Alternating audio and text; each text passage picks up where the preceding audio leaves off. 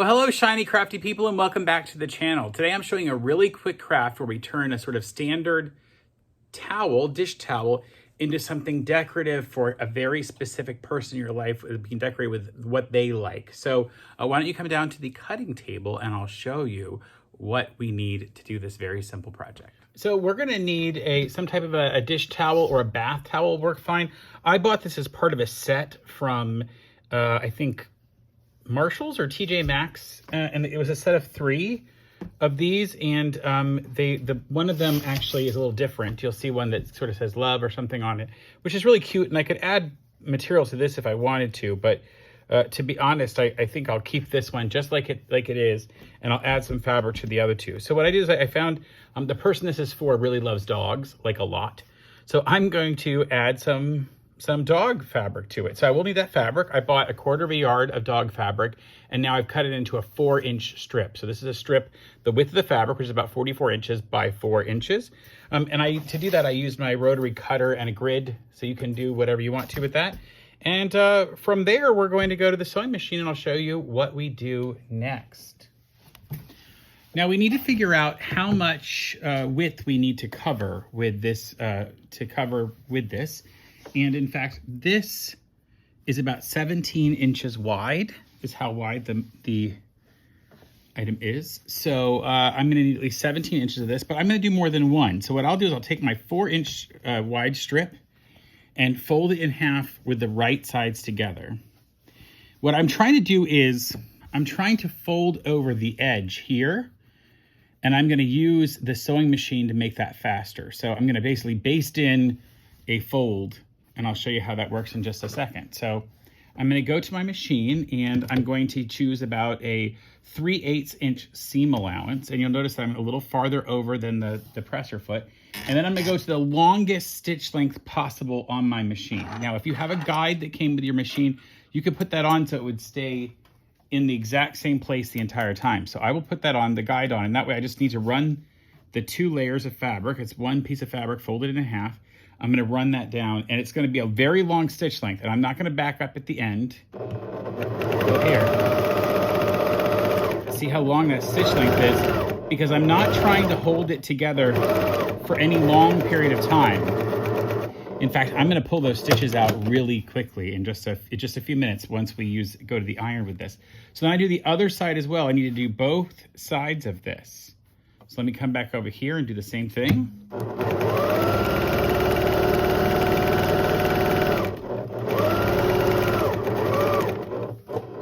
So those 2 sides are done. That's it. That's all we had to do. This is a very loose stitch. Obviously, you're not going to use that for a very long time, but it's going to work for this. So what we're going to do next is you could turn this inside out by pushing it like this. And in fact, I'm going to do that here. There's 2 ways to do this. You could either put your hand here and just slowly turn the whole thing inside out. You could get a knitting needle and push it in here.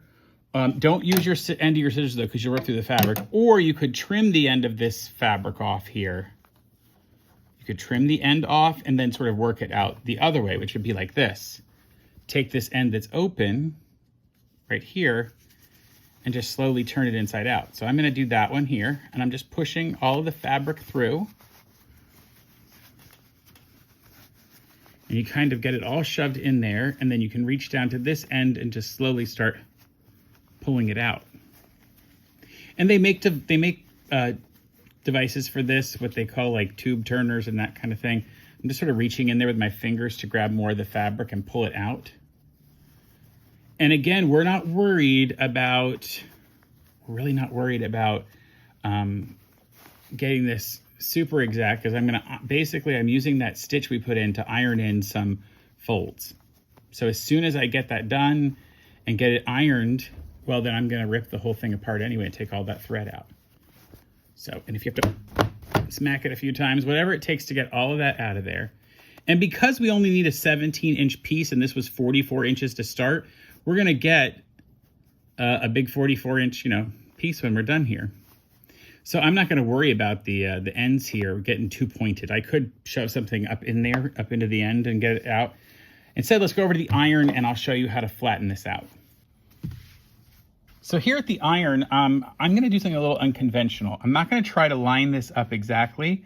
I'm going to offset it. So I'm literally going to take it and do this where I can see that seam about 3/4 to an inch over. And I'm going to use my iron with a little steam and basically press that over. I'm trying to push this open, push that seam that's right there. I'm trying to sort of push it open.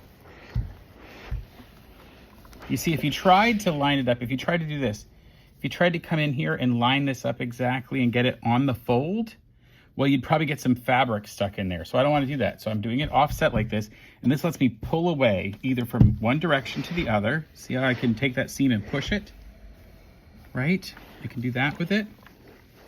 And now that that's all been done completely flat, now I can bring it back out to where I straighten that seam up along the side, and then go ahead and take this fold back out that got this fold that just got put into the middle of the fabric. But it'll make sure that everything else got completely pulled out. Right there. I'll do the same thing on this edge. See, run right here. Now I know that everything is pulled out here. So I feel good about those. So now this has basically become flat. What it's really done for us is it has folded over each edge that 3/8 of an inch into the inside. So I can come back here to where all those pieces were stitched together, and I can pull out the stitching.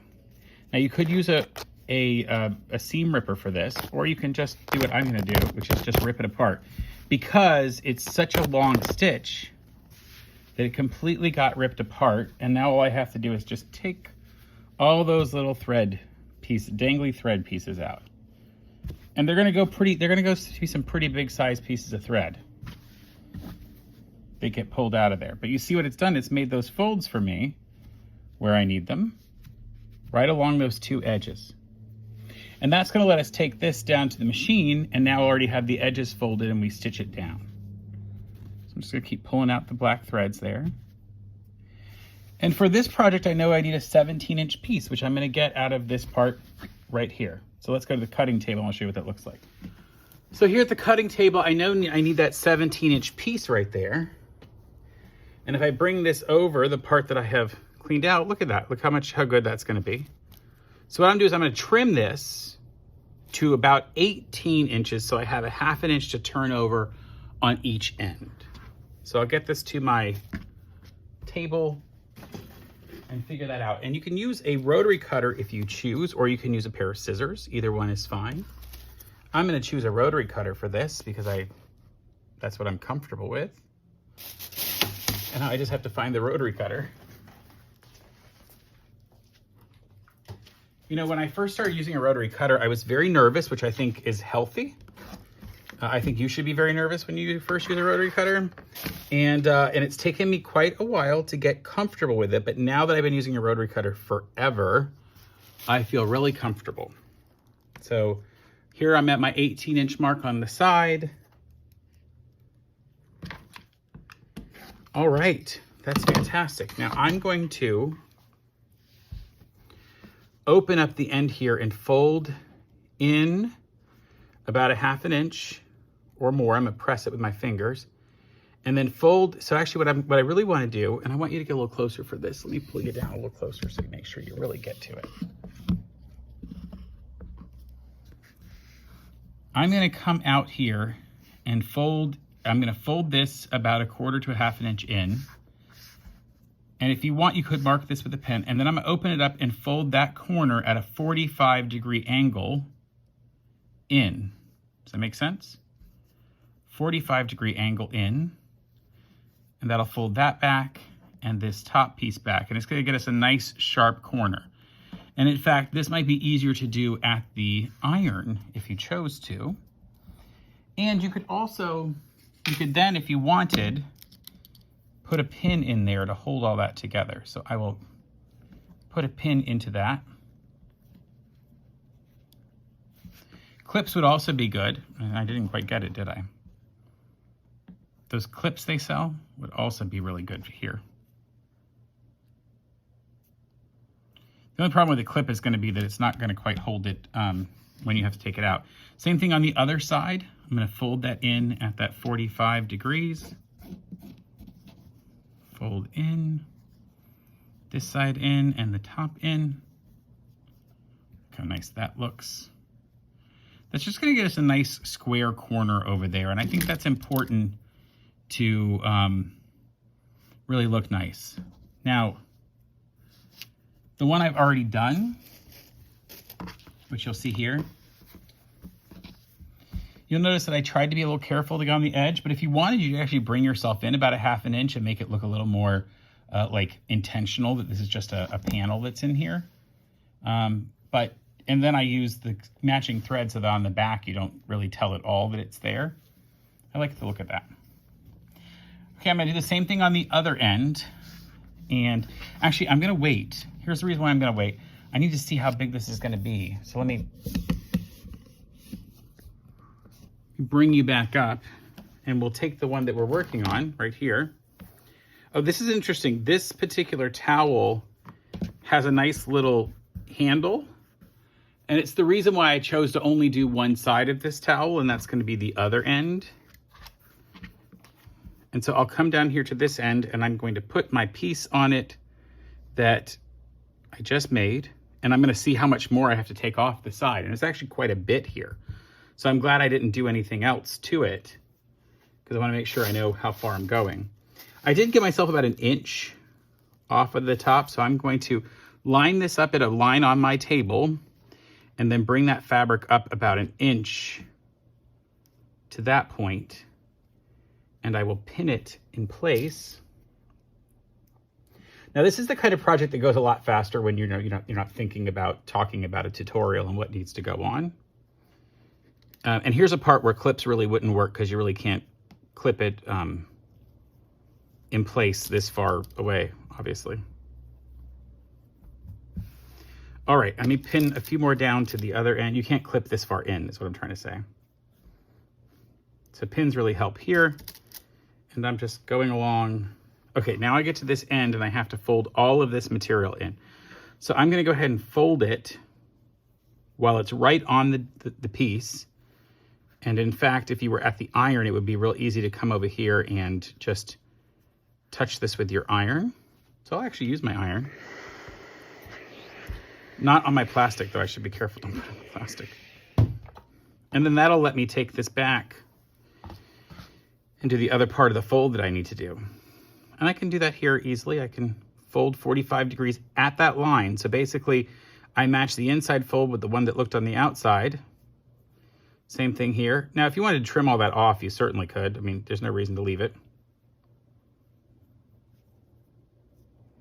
But that'll get trapped underneath. And I think this is a big enough, a thick enough towel that no one's really gonna notice that all that got trapped under there.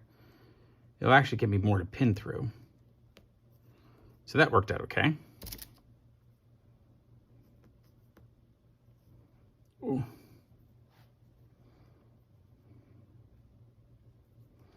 Can't get it to come back through the fabric. Oh, there we go. So I will fold that. I caught a piece of something in here. Oh, good. Okay, good. Fold that back, and now it fits properly. Look at that.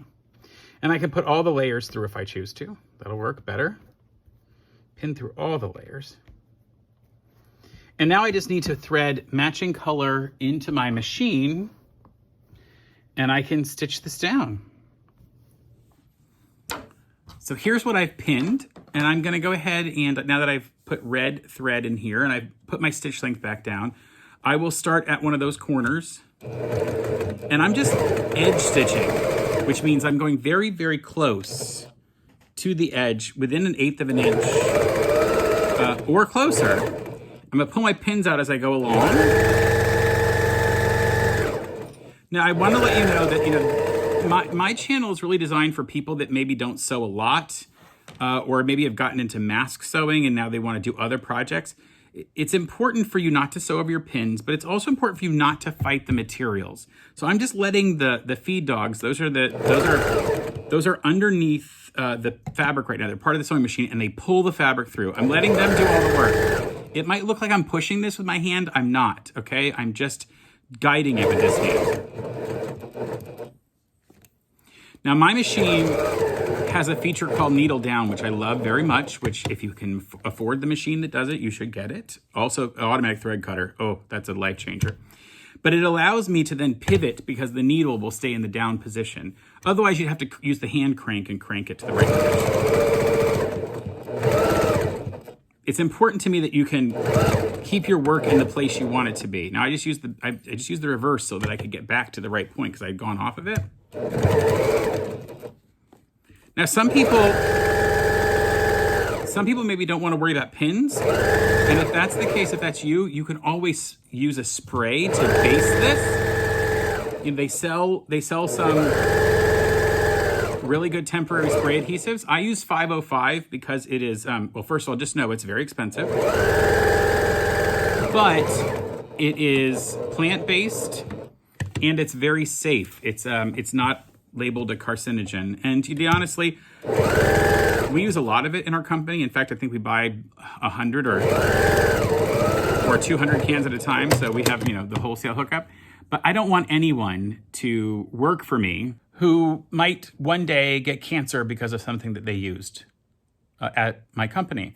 So it costs about 3 times as much as the standard spray adhesives, but I think it's worth it for us not to be breathing in bad fumes. We also wear respirators as we do it, but you're gonna be using a small amount. I like 505. It's really great too because it's pressure sensitive. So if you leave the project over time and you've used spray adhesive to hold the layers together, if you don't get to it right away and you go back, it'll reactivate by you just pushing it together.